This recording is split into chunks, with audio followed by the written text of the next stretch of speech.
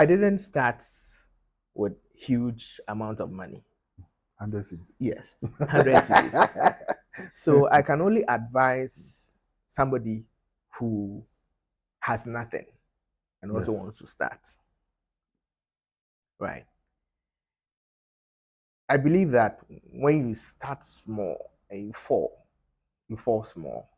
And Yeah. when you start big and you fall, Mhm. it's disastrous. Yeah.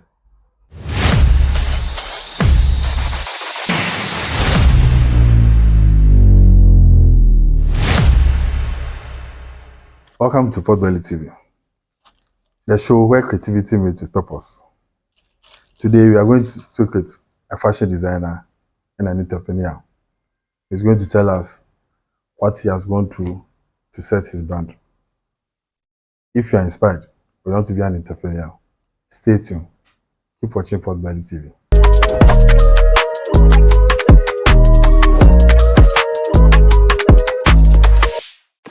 Welcome to the show, David. Yeah, thank you. So today's episode is about the two David. One is a podcaster and the other one is a fashion designer. So David, tell us how the switches happened that you became a fashion designer. Okay, thank you. So I've always wanted to be a farmer. So after secondary school, I noticed that you cannot farm with no money because you need to buy land, you need to buy animals, feed, etc. And you need so much money to go into farming. So I decided to do something else, rely on my talent to be able to generate money so that in future I go into the farming as I wish to. So by then I was working at Metro TV, and one time I said to myself that, oh, with this amount that we are being paid, if I start having kids, it would be difficult to take care of my children. So kept on thinking of what else I could do. And the idea of t-shirt printing came to mind. So with my graphics background, I decided to go into t-shirt printing. So applying the graphics instead of to TV, but rather to fabric. Yes. So that's what I started with.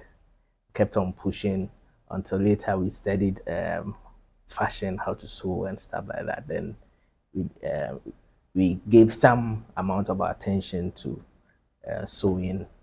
Yes. So that's where we are now. Okay, so the brand name. What's the story behind the brand name? Yeah, the brand name. So I used to have a perfume with a brand name Coastline. I love that perfume so much. So I wanted to use that name. But when I searched around at the registrar general, it had already been used. So I said, okay, Coastline. Creative. I'm creative. So let me add a line to it. And so that's how come I came up with Creativeline. Okay, I thought maybe one day your auntie couldn't dress well. Not at all. Not at all. My love for Coastline made me choose Creativeline as the. So when you started your brand, which people did you look out to learn one or two from? Well, I don't think that I'm always in my space. I don't think that I look up to people. I like to create stuff. I I love to see people wear what I produce. So and how they appreciate what I do for them. So that's what gingers me on. Yes. Okay, so where do those ideas come from? That do you want to do fashion street, or you want to do office, or you want to do for occasion, or which? Yeah, I mean, like, so I don't box myself into a particular area. I try to do everything. Perhaps maybe that's even one of my problems. I don't. Yeah. Yeah. You want to catch all the Yeah, industry and all the everything. sectors. Yes. Yeah. Because when we were in school, we normally, I think my friends and I, we purchased some of your t-shirts and also when they were doing this hall weeks, I think you were involved. How do you come about with all this? So, interestingly, at the time that I started, the T-shirt printing. I mean, talking about working at Metro TV, leaving Metro TV, I didn't leave there with any money because the little that I had, I spent it with my girlfriend. So I one time went to my mom and said that I wanted to start this business and I wanted her to loan me 100 CDs. That was in the early 2000s. Well, she nagged a little, but gave me the 100 CDs. Perhaps maybe she knew I was going to waste it. Yeah. Yes. So I went to a shop at Osu Acrylics. They sell printing inks, and I bought the inks. Right. I didn't have a shop. I didn't have equipment, machines to do the printing. I used the ordinary iron in the house. Yeah. And when I do, people are like, "Wow, your printing is sharp." What machines do you use? You know, they kind of love what I did. And I decided to go to the universities, right? Try and sponsor the whole with a few T-shirts, and they give me the shout outs. And I did on UG campus. I did Commonwealth. I did Sabah, Equafo Hall. The last one I did was when Liman came in. So that was the last hall week I sponsored on University of Ghana campus. But then I think I used to come to UCC as well, and Winneba. I mean, I didn't have any. All I had was a bag full of clothes. So when I'm called, I just carry my bag, and people think that, oh, it's a very big company, but actually, the commodore I was saying yeah. So have you chose one, like, do you choose one fabric that you've like, no, this is not the fabric for this kind of design or this kind of dress I want to sew?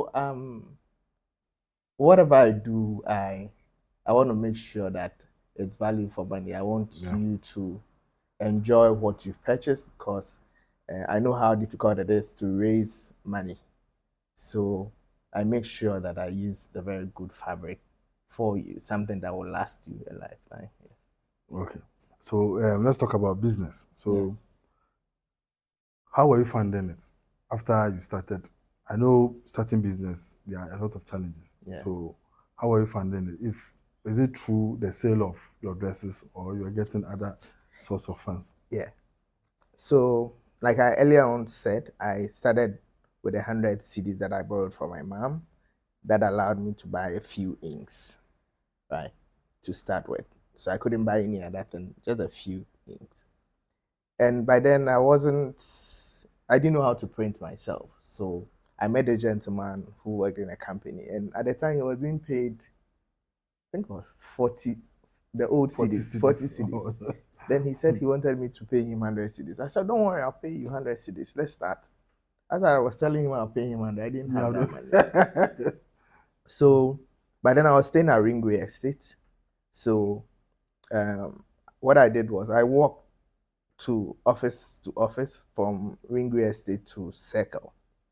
Now I wasn't targeting the companies, the companies itself, because probably they will ask for some documentation and stuff which I didn't have. So it was the secretaries and the receptionists. Oh, I can do T-shirt with your name and all that. But then that was a trend at the time.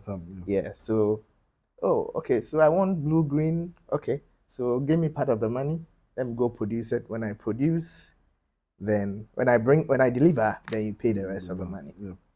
So I take the money, go to the market, buy the stuff, sit with the boy whilst he does it. Right. And that was how I was learning. So he does it, I take the item, I deliver, I take the rest of the money. At the end of the month, I'm able to pay the guy, but I don't get anything. But in my mind, I was paying for tuition. Yeah. Right, because I was learning from him. So at a point, this attitude about Ghanaian, he felt that without him, I cannot do it. So he chooses to come when he wanted to. Yeah. Yes. And I don't like to disappoint any customer. So one time I said, Charlie, let me try it. Let me try my hands on it. I tried it, and the rest is history. Yes. So No. that's how. So after the, how are you pricing your? Because since this one it was based on you need to pay somebody. Yes. So And again, in terms of how I was able to get money to do a lot of stuff, also, um, I relied on a few principles like being honest and reliable. I could go to the market, go take shirts on credit. They don't even know where I stay, right? But they know that if this guy says he's bringing your money tomorrow, he makes sure he brings it. If he wouldn't be able to bring it, he'll call you a day earlier and tell you for X reason he cannot come. So give him X number of days. So I was able to get a lot of stuff on credit. So that also helped me. okay. Yes. So that made the pricing a bit. Yeah, yeah. So though I produced very good stuff, I at the time I tried to be very, very affordable. And no matter how much you are paying me, if you are paying me less, I try to do more quality work for you. So back then, you be in Accra and you receive a call from the north because probably you did some work for somebody, And the person appeared enough. Yeah. and yeah, I understand. So I tried my best to be very affordable. Yes. So did you get to a stage where you were like, I can't do fashion again?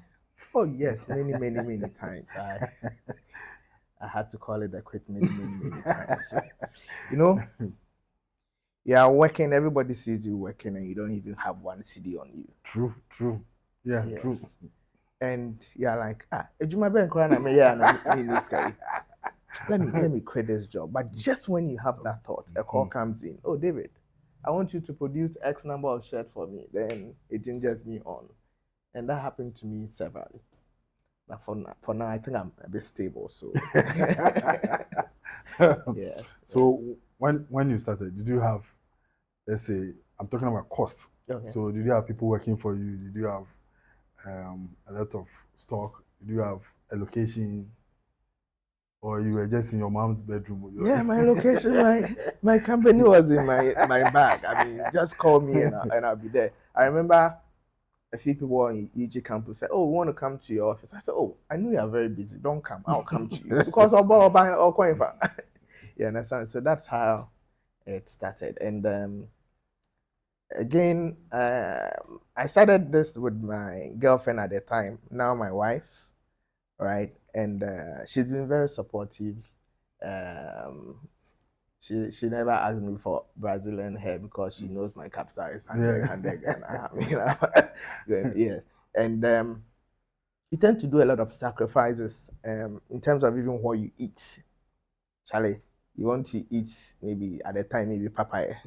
But your capital will be 100 Ghana. If you chop papaya points, your money go finish. So maybe if you get some kinky with no fish or maybe small fish or gari or something, and day your corner you eat, nobody will know that you've eaten gari and kinky. Yeah. And so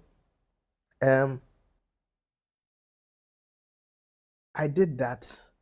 I sacrificed a lot to protect my natal capital. Yes. And I remember you guys when you were helping me back in the days to sell.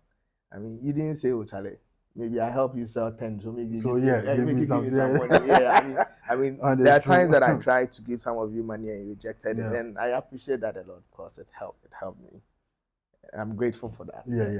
You know, one time I remember one time I did some yellow this thing with one of my ex-girlfriends, and everybody, you know, with a brand name too, it's so bold that when you see it, so at least you know that even if it was a way of paying back, at least I was bringing other people in. Yes. Even if I don't suggest, I'm sure the number and things they will get it. So we also appreciate that factor.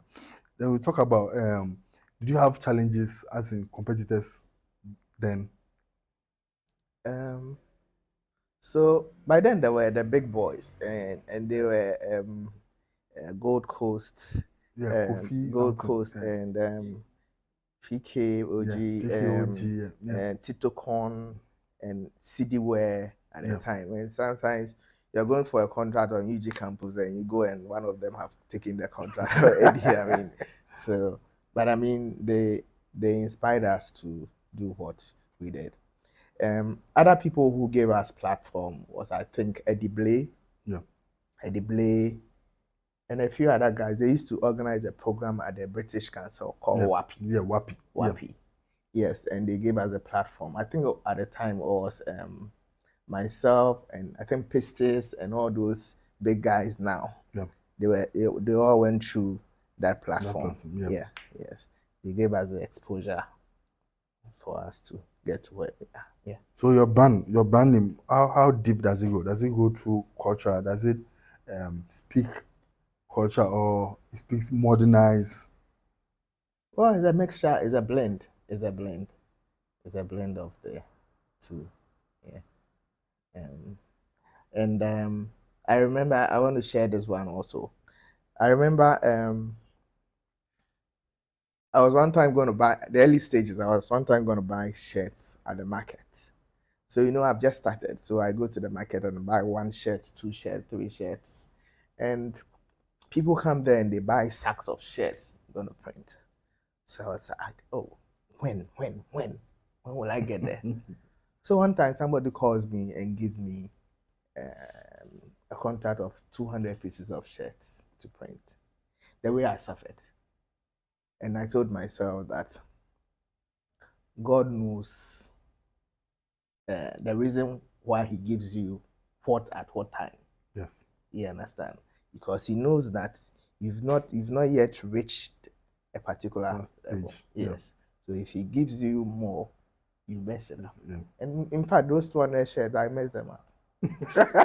Yes, I messed them up Do too because I much. didn't have I didn't have machine to Capacity to dry the shirt, and so I left it in the open and expecting that the sun and I mean it was evening too. You understand? We went through the evening, so the air was not blowing for it to even dry. And they called me this in the morning and they wanted the clothes, and I had to fold the clothes in the bag, and I can just imagine the mess you caused with that job. So I think that God does things the way He thinks. He gives you one.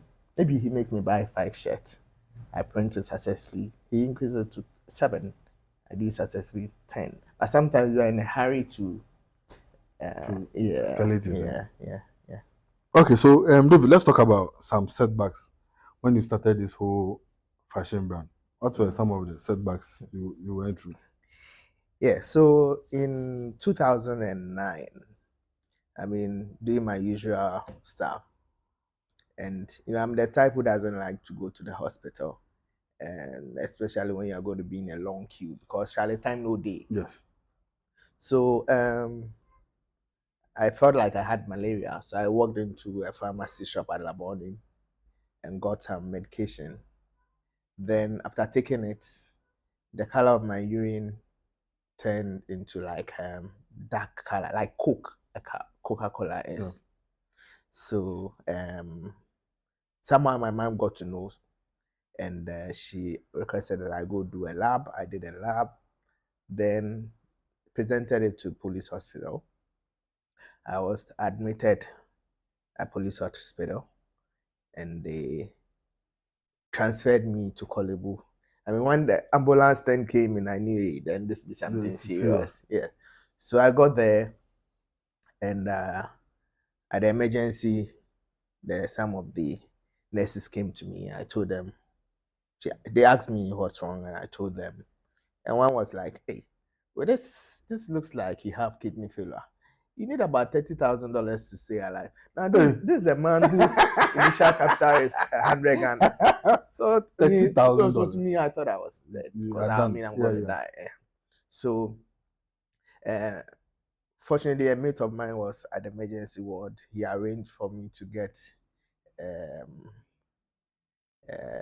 a bed at the medical ward and doctors came and they finally confirmed. We did a lot of tests and they finally confirmed that I had acute renal failure. Now, So that's even fortunate because there are two types. There's a chronic and the acute. Okay. Right. The acute is reversible, Okay. but the chronic is for life. Right. So I went through dialysis until everything got normal. And I'm here. I'm here today. Wow. Yes, Thank God. yes. So then the business was on still. Yeah, you know, I even went to the hospital with my laptop, and this doctor was like, "Hey, you they are too no. You got your this man didn't know what was chasing me, cause Charlie, I had a lot to do. I didn't maybe a few customer orders. I don't want to disappoint anybody, and here I am on a sick bed, and fortunately I went through dialysis, and the treatment was expensive. Some way somehow I survived, cause you'll be there and somebody will come. Are you David Lamy? Oh, if you need blood, let them come to the blood bank. We'll give you blood. Some of these people I didn't know. The next day, somebody walks in and pays for my treatment. And it was like that, family, friends. So I'm grateful for everybody who supported me during that period of my life. Yes. So was it that somebody broadcast to them, or it's just a miracle from heaven or something? Yeah, I'm sure maybe family members told Or your friends. year group in school or something? No, I mean, so I think some family members got to know, Okay. and some friends got to know, and they all came in to support. I remember I called um, one of these Yawan Pofuankra. I used to work with him. That Jones album me say Akoko because and they thought I was joking, Yeah. but I mean it was a serious thing, and then I think he also came to support and all that. Yes. So So you see, health, managing health with the business. Now that you are big, does it happen frequently? Do you get sick to give you some setbacks, like any sickness or any? no, so I can say that with the kidney failure, and because it was chronic, Yeah. so I don't have any challenge with the health. Yes, if it was acute, Yeah. that would have been a different ball game. Yes, and yeah, so No, acute. Rather, it's not dangerous. yeah, acute is not dangerous. Yes, Sorry, yes. yes. If it was chronic, Chronic, yeah. it was chronic, it would have been a different ball game. But acute was reversible. Actually, but it wasn't easy. Your blood being taken out of you, passing through a system and the blood being put back into your system, and you experience what they call rigor, some intensive shivering, which is more than maybe somebody will get malaria where they shake. Charlie, it's not a very good experience. And your wife was beside you. Yes, she was. That's why we have to do another interview. Yeah, she was. It was an experience, and you also experience Ghana health, maybe bad wheelchairs, and they put you in an elevator and you do light and that kind of thing. Yeah, it was customers an have how the experience. nurse respond to you. And Yes, I mean I remember somebody died. He woke up, went to shower, and came back, and I think he died. There was a medical negligence somewhere by somebody who gave the wrong medication. It almost happened to me. But when the doctor came, I told the doctor that I was the one who confused the nurse. Right? Yeah. Because me, I no get strength. I did if I talk with the doctor talking face, maybe go come inject me plus something. Yeah, true. And so I took the blame. Yeah, I was the one who confused the nurse, and that was it. Wow. Yeah. So, this question I should have asked before. How long have you been in business? Wow. So I started 2007, and then the kidney came in 2009. Yes, and so when I go back, from the hospital. I said, well, let me try if my gun is working. And and I got my girlfriend at the time pregnant, so we quickly had to marry. And yes. So how do you handle tough customers? Um. So in my business life, I try not to disappoint anybody. I try to be very reliable, and I try to provide the fastest and the most reliable sewing service in Ghana. So if you walk to me with a cloth, or you place an order for a shirt to be sewn or a kaftan to be sewn, and you say, I need it in 24 hours, I'll get it done for you. Right. So, and I do not have that issue, that challenge with customers in terms of disappointing them. Because myself, if I disappoint them, I'll feel very bad about it. So I try not to disappoint. Yes. If I can't, I'll tell you I can't. Yeah, I won't take it because I need money and mess up So my name. do you sew this alone, or you have some employees? Yes. So um because I want to make sure that no customer of mine is disappointed. As when I see that maybe there are little delays in my production, I employ a new person. So yes, I have a team that I work with, and we out of the individual production that we do, we've metamorphosed into a garment and textile company where we produce large volumes of uniforms too. So we do the individual production. Okay. Also, this kaftan for me, Yeah. and to companies asking that you produce large volumes of uniforms. So maybe a security company gives you 1,000 uniforms, and they Okay. give you a period to complete it. Yes. Then what we need and all of that. Yes. So it's way bigger than it was. Yeah. So is there any collabo that you've done or you're yet to do with this runway? You can see those runway events and those. Yeah. So there's one of the things. Like I'm not very much known in Ghana because I shy away from the camera. I know. Right. I From the shy away media. from the camera. When I'm invited for a fashion show, I do not show up. I don't know, but for some reason that's how I am. I don't want. I just want to be in my small corner and do my thing. It's not good though for business, but I mean that's how. Maybe in future, if you want to be the face, maybe. Yes, so we can just take the face, maybe the PR side of the business. Yeah. Then maybe you'll be in your corner and yeah, you just I'll still be in my corner. Yeah. But how's business so far, like compared to then? Oh, today it's way better. Today is way better. Today in my life it's much easier starting a new business than it was yesterday. It's much easier opening another branch than it was yesterday. And so I'll say that business is good.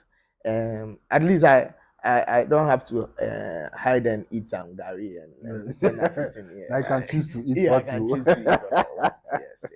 Yeah. So now I want to take you back. Okay. So when we started, you said you wanted to be a farmer. Yes. Are you a farmer now?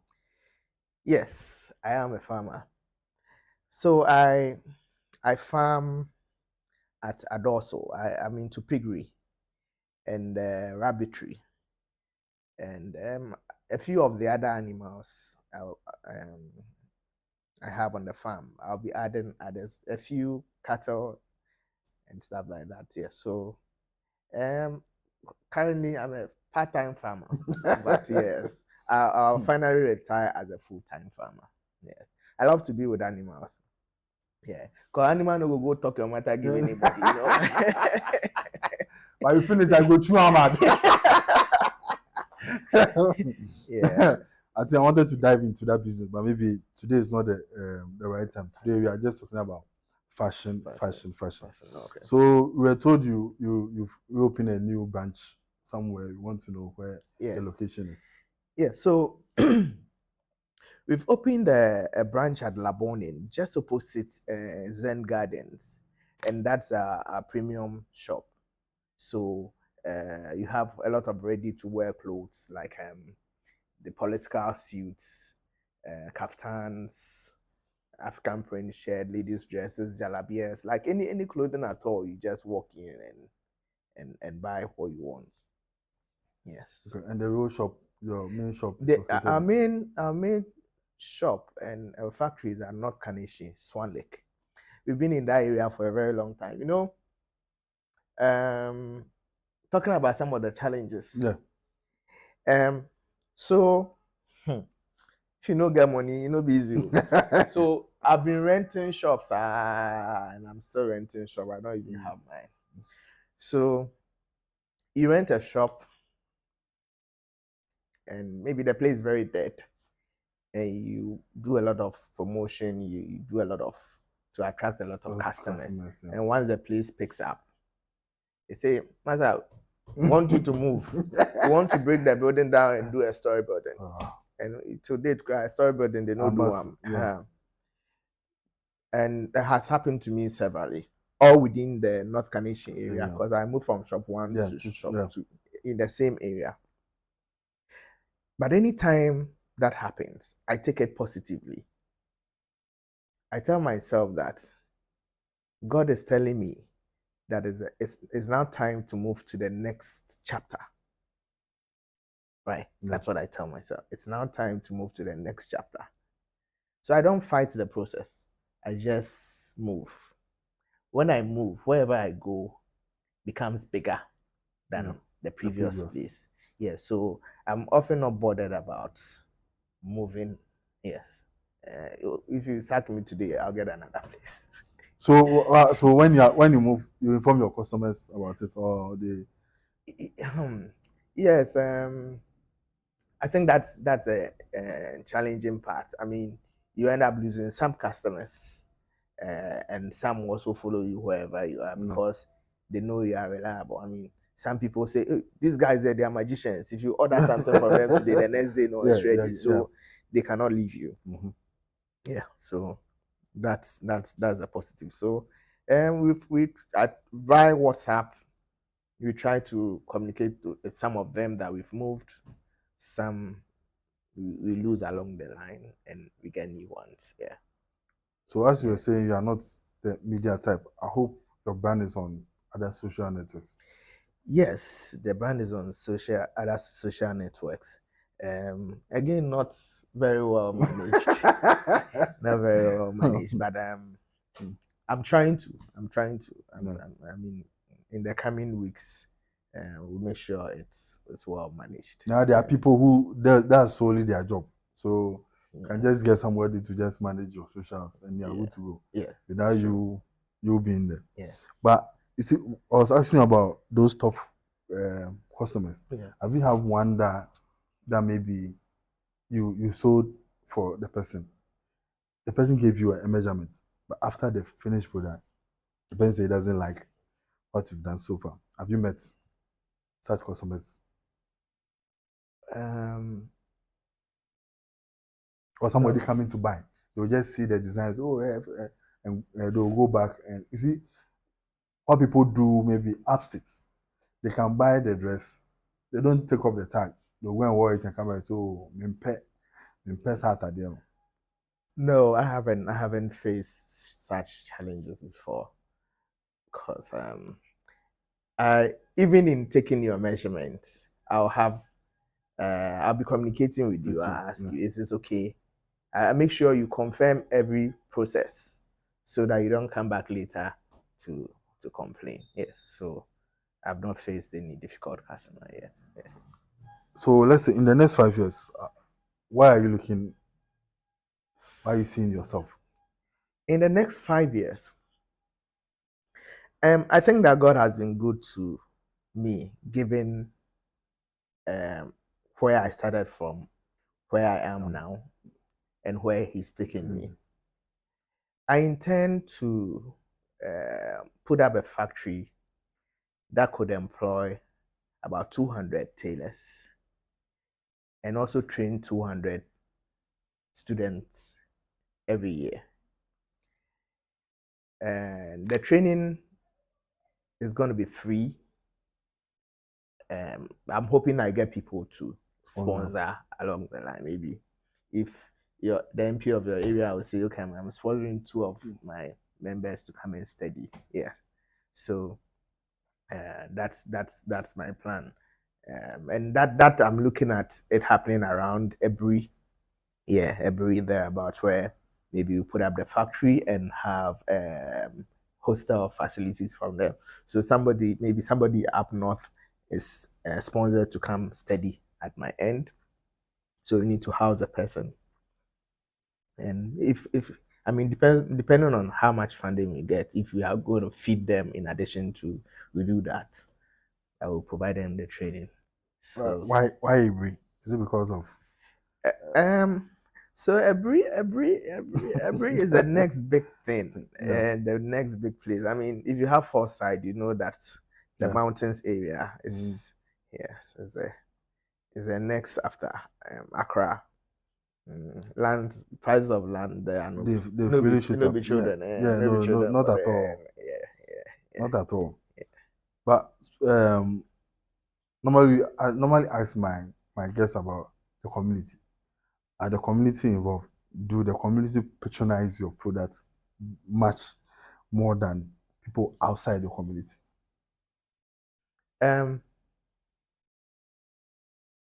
It's a 50-50.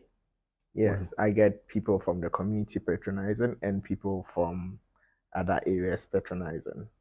And one thing that I forgot to say, what I said we wanted to do in future, that's the next 5 years. In fact, we are already doing a smaller version of it. So as part of our social responsibility, what we do is we write letters to the churches in our environment, in our area of operation, right, to provide individuals within the church who are poor but requires some form of training. Yes, so we train them for the whole period without taking a dime from them. Yeah, so that we are doing. I think we've been doing it for the past 3 years, and we still have some of the students with us at the moment. Yes. Oh, okay. Yeah. Okay. To end this, what's one advice will you give somebody who want to venture into fashion? Okay. Or fashion or any other business? Yeah, any other business. Yes. Okay, so I didn't start with huge amount of money. 100 cedis. Yes, 100 cedis. So I can only advise somebody who has nothing and also wants to start. Right. I believe that when you start small and you fall small. And when you start big and you fall, it's disastrous. Yeah. So start small with the little you have. Right. It is difficult. The early stages of it is way difficult. But it is your ability to withstand the shocks and the pressures that will make you make it. Because and like we said earlier, there are times that you feel like quitting because nothing is making sense. Yeah. But keep pushing. God knows.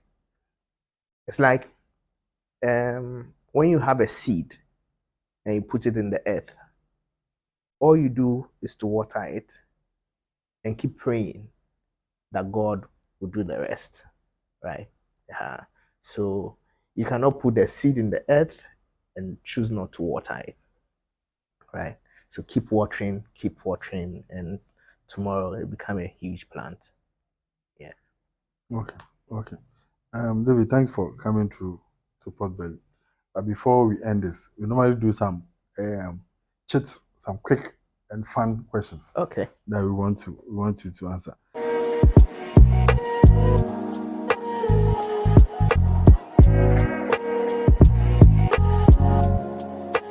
So who is your favorite designer? My favorite designer. Um, maybe I'll say Pistons because he's way bigger than me now. Yes. Okay, so which celebrity do you want to dress one day? Both local or foreign? Um, so as we speak, I'm clothing a lot of the ministers in Sierra Leone, a few of the former ministers of this country. Maybe I need to clothe the Sierra Leonean president as well. I want to remember. Uh, wow. Why, did you have Sierra some Leone, connection with Georgia or something? Sierra Leone is more like my second home now. They kind of like what I do. Okay. They kind of like what I do. So they usually invite me and I spend days there and do a lot of sales there. And What are their dress? What dress do they prefer? The kaftan or? yeah, they love the kaftans. They love everything made in Ghana. Okay. Right. And that by itself is an opportunity for Ghana. Everything made in Ghana, shea butter, alatasemna, all those things. Anything made in Ghana, they love it. Meanwhile, we are in Ghana, but we don't love what we produce here. here. That one there is true. Yeah, so. Which fashion trend do you think we should be banned? We shouldn't continue entertaining such fashion. I'd rather talk about what we should encourage. Okay. And it's the Friday wear. The former president, I think President Kufuor, yes, encouraged it. But I think that it had an issue. The issue that I see there is that most of these fabrics are not produced in Ghana. Yes. So you tend not to enjoy the full benefit of it. Yeah, true. So they should strengthen the textiles companies. Yeah. And it shouldn't be just Friday wear. It should be a daily wear. And a fashion or the textiles and garment industry can provide a lot of employment. Imagine you have somebody goes in and brings like maybe 1 million sewing machines. Automatically, you are employing 1 million people. Yeah, true. You understand? So it's an area that we have to look at. Every cloth that is produced outside, we can produce it here. Yeah. In fact, the people of Cantamanto, producers, yeah, they are the best. Yeah.